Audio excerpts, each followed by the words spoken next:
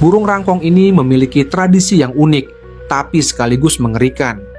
Selama musim kawin, setelah menemukan sarang yang tepat, sang betina memulai ritual yang tak biasa, membangun dinding dari tanah yang dibawa oleh pejantan untuk mengurung dirinya sendiri di dalam sarang.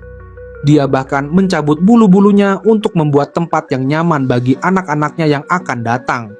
Sarang itu hanya menyisakan lubang kecil untuk menerima makanan dari sang pejantan. Selama 2 bulan, sang betina terpenjara di dalam, sepenuhnya bergantung pada pejantan yang setia menyediakan makanan bagi keluarganya. Ketika anak-anaknya akhirnya cukup kuat untuk bertahan hidup, sang betina pun memecahkan dinding penjara lumpurnya, keluar dan bersatu lagi dengan keluarga kecilnya.